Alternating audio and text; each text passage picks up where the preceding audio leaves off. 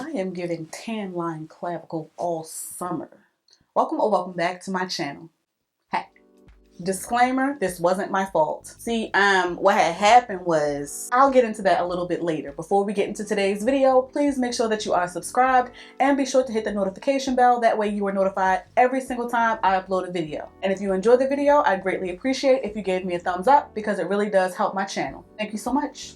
I appreciate you. Before we get into the nitty gritty, shout out to Dossier for partnering with me again on this portion of today's video. In case you are new here and didn't see my previous Dossier collaboration, or you're just not familiar with Dossier to begin with, Dossier creates luxury inspired fragrances at a fraction of the cost. Dossier is here for those of us who have champagne taste with double deuce money. So when you order from Dossier, you get this cute little box that says iconic scents, designer quality, and no markups. Your Dossier order will also come with this branded index card, which gives you information about the fragrance you purchased, from the notes to the concentration, as well as what fragrance it was inspired by. Unlike your favorite influencers who steal and don't give credit, as usual, there are a number of niche / high-end fragrances that I'm just simply not going to spend my money on. One of those fragrances being Tom Ford's Lost Cherry. So needless to say, when Dossier reached out to me to collaborate again, I already knew that I wanted to try Oriental Cherry. And to top it all off, you also get this little tester that comes in with the fragrance. With this little baby, you can test the fragrance's longevity as well as the sillage or the projection.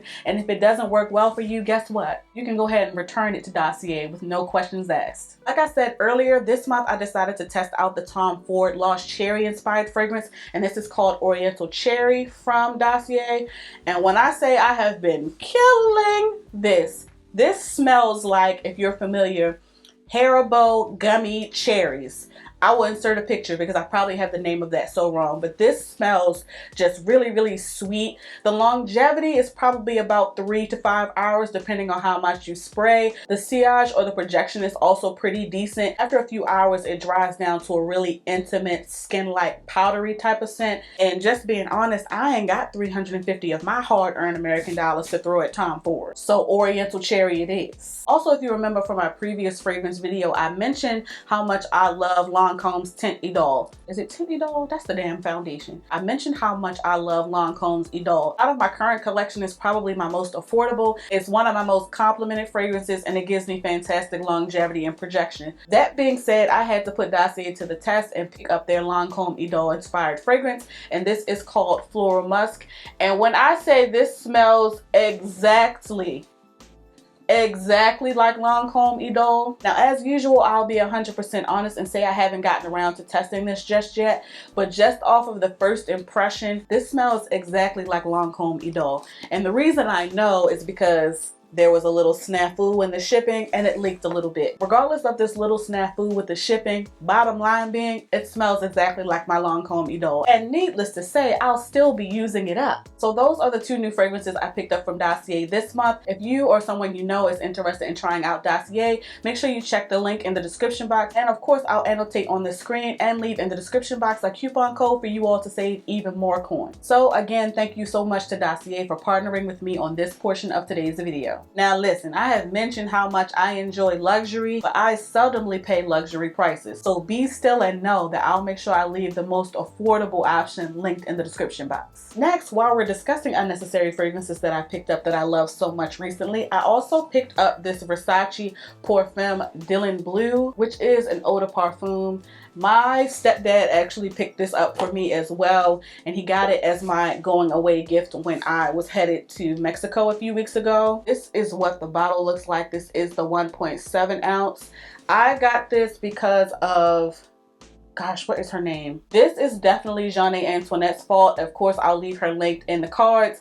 She described this and I just knew I had to have it. Now listen, I can't remember all of these notes, but I'll try to leave them annotated on the screen or in the description box. This has notes of black currant, forget-me-not, clover, apple, peach, just all types of ill shit.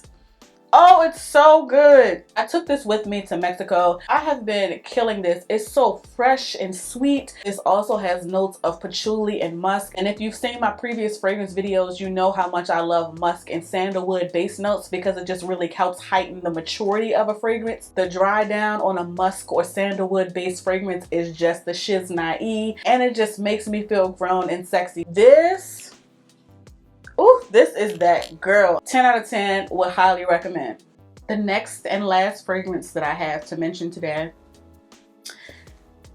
is Tom Ford Bitter Peach. Listen, I did not at all pay $350 for this because that's a couple of bills. This is what the bottle looks like. Like I said, I will leave affordable options linked in the description box. Let me be clear and say, Black women deserve access to luxury. But baby, Tom Ford, absolutely not. I found this on Etsy, and if you have patience, I will leave the exact seller linked in the description box. This baby is peach, but grown lady peach. It has top notes, of course, of peach. There's also blood orange, cardamom, and heliotrope. But what makes it grown is it has notes of rum, cognac, Indonesian patchouli, vanilla, jasmine, sandalwood, like all of the base notes that make it grown and sexy.